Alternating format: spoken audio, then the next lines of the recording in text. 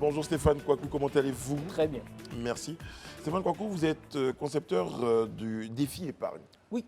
Alors, on présente le défi épargne à nos téléspectateurs. C'est ça. Alors, le défi épargne est un programme qui est basé sur une petite méthode, les petits montants, pour aider quiconque à épargner. Donc, si tu as un problème avec de l'argent, si l'argent ne reste pas dans ta main, le défi épargne est fait pour toi. Mais quand vous parlez de petits montants, c'est relatif. C'est quoi un petit montant? 5 francs, c'est un petit montant. 50 francs, c'est un petit montant. 5 000 francs, c'est un petit montant. Donc, c'est relatif. Ça dépend de la personne qui participe. Mais comment le défi épargne, ça marche concrètement? Alors, le défi épargne c'est un programme qui est en ligne. Quand on s'inscrit, on définit un objectif d'épargne. On se dit, moi, en fonction de ce que j'ai comme argent, je veux épargner 100 000 francs ou je veux épargner 2 millions. Ça dépend de l'objectif de chacun. Et à partir de ce moment, le programme le divise en petits montants à mettre de côté dans son activité quotidienne. Donc, le lundi, il peut te dire, bon, tu as décidé de faire 100 000, il peut te dire, bon, ce lundi, fais 300 francs, fais un effort, fais 300 francs. Évite de vivre au-dessus de tes moyens. Donc, des conseils et plusieurs astuces pour te pousser au quotidien à faire de petits efforts pour de grands résultats. C'est une épargne quotidienne. Hebdomadaire. Mais moi, la question que je voulais poser à la suite de ça, après le fonctionnement concret, je dis, imaginons un fonctionnaire, un salarié il attend chaque fin du mois pour avoir son salaire. Comment est-ce que lui fait pour pouvoir mettre quelque chose chaque semaine ou bien chaque jour? D'autant plus que l'argent vient à la fin du mois, on a enlevé le loyer, voiture et autres. Ce que j'épargne, je mets à côté. Et puis après ça, je dois mettre 100 francs, 200, 300, peut-être je ne les ai pas. Mais Si, comment, si tu les as, parce que, franchement, comment parce vous faites? que tous les jours, tu dépenses de l'argent. Non, je dis, cet argent que je prends pour aller au travail, par exemple, Stéphane, je dis, moi, mon transport pour aller au travail, c'est 2000.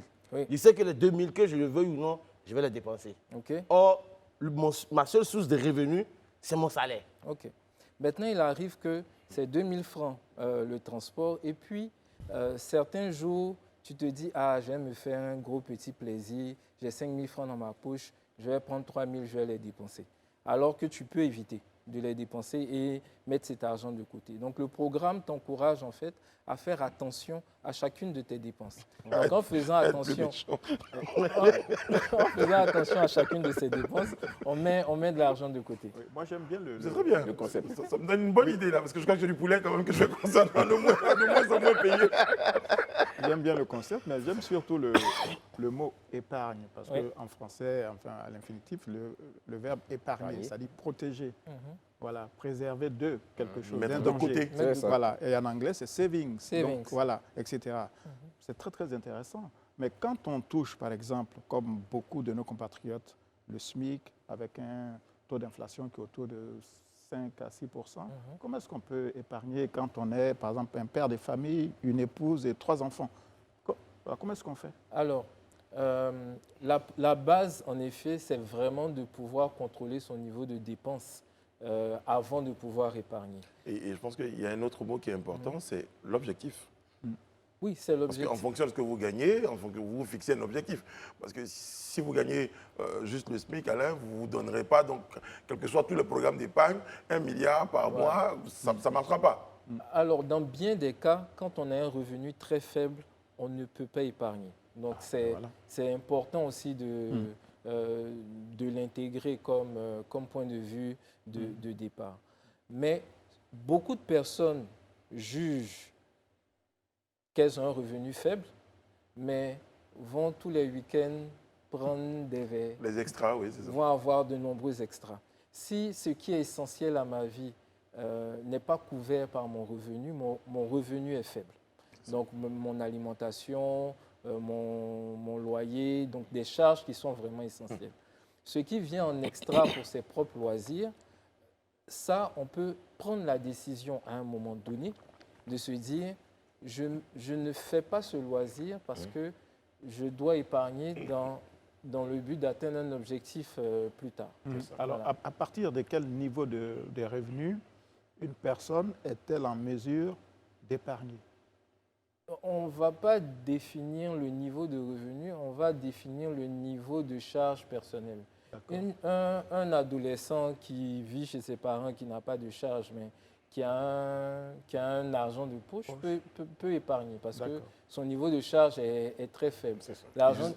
Et si vous avez 1 million ou 2 millions de salaire, de revenus, et que vous avez tout votre village à votre charge, ça sera plus difficile. Quelquefois, il faut aussi dire non à certains caprices qui ne sont pas les... Vous leur dites oui demain, en fait. Il faut leur dire non aujourd'hui pour leur dire oui. Ah, mais ça, la dernière phrase est importante, parce que là, on va commencer à dire le monsieur que vous avez dit, il est méchant. Stéphane était en train de développer comment on peut... C'est ça. On peut... Non, le point précédent, voilà, le donc niveau de revenus. Si on a un niveau de dépense donc, qui est contrôlé, le surplus va nous aider à épargner. Donc, constituer une épargne de sécurité pour nous-mêmes en cas de danger ou réussir à épargner pour pouvoir investir dans un projet ou faire développer ses revenus plus tard. Alors, pour revenir au concept, vous disiez tout à l'heure, l'application vous permettra donc à travers des conseils, à travers donc des orientations, pouvoir gérer un certain nombre de choses. Bon, ça se fait comment? Comment vous épargnez? Vous épargnez physiquement à travers donc le mobile money à l'application qui vous rétrocède à la fin de l'objectif. Comment ça fonctionne de façon très concrète? Alors, de façon concrète, ce qu'on fait, c'est d'avoir des partenaires bancaires. Donc, une banque est associée au programme et quand on participe au programme, on reverse son épargne sur la banque pour pouvoir avoir des intérêts. Voilà. Très bien. Voilà. Donc, je ne peux pas faire ça avec ma propre banque. Si je dois participer, je dois forcément aller m'inscrire sur cette banque-là. Idéalement. D'accord, mais comment faites-vous pour convaincre vos éventuels clients à choisir cette solution, d'autant que beaucoup de nos compatriotes sont très réticents à l'idée même d'aller dans une banque.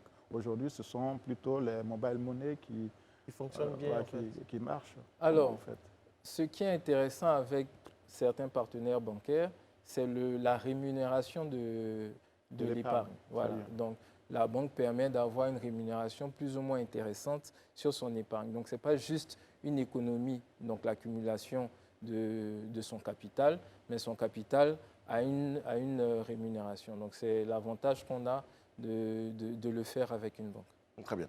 Alors, donc, l'application, elle est disponible, donc... Alors, c'est sûr, on s'inscrit sur le site internet défiepargne.ci. Donc, tout est tout simple, expliqué, et nom, prénom, objectif d'épargne, et dès que vous vous inscrivez, tout roule dans votre vie. Est-ce que vous avez eu besoin d'autorisation des institutions bancaires, financières et autres pour mettre en place votre projet? Non, parce qu'on ne collecte pas d'argent. On ne collecte pas d'argent. Tout ce qu'on fait, c'est de faire du contenu.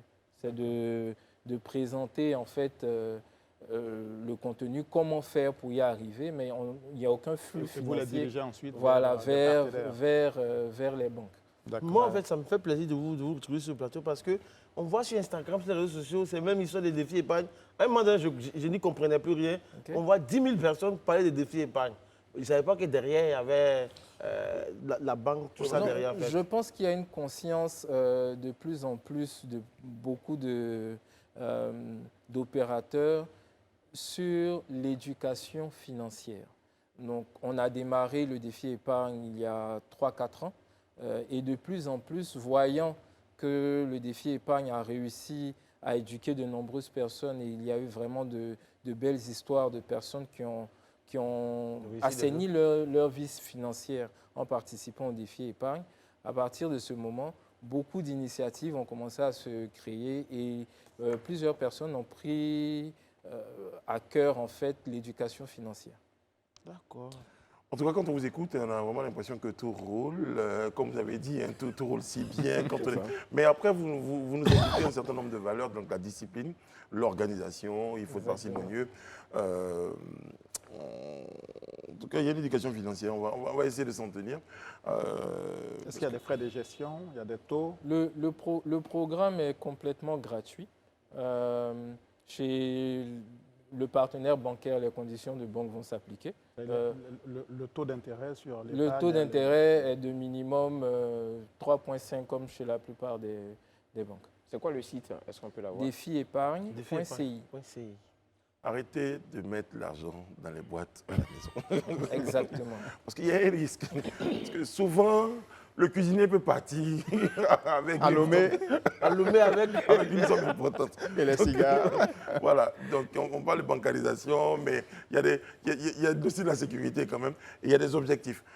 Et c'est traçable, vous avez le temps de savoir combien vous épargnez, combien vous avez mis de côté, Exactement. et puis pouvoir Et puis, c'est réaliser aussi des Mais je manière pense de- que vous avez écrit un document sur un livre Oui, sur la- donc à partir du programme en ligne, on est arrivé à un guide pour épargner. Donc pour ceux qui n'ont pas envie d'utiliser le partenaire bancaire, ils peuvent utiliser le livre, avoir leur première expérience, donc utiliser une tirelire, utiliser leur mobile money, mais la méthode est inscrite. Le principe, c'est d'être le plus ludique possible sur un sujet financier qui est compliqué. Donc le défi épargne, en fait, est un défi. Il te pousse à te dépasser au fur et à mesure, chaque semaine, et de faire attention à l'ensemble de tes dépenses. Où on peut avoir le livre et il coûte combien? Alors, le livre coûte 5 000 francs et il est disponible dans la plupart des pharmacies.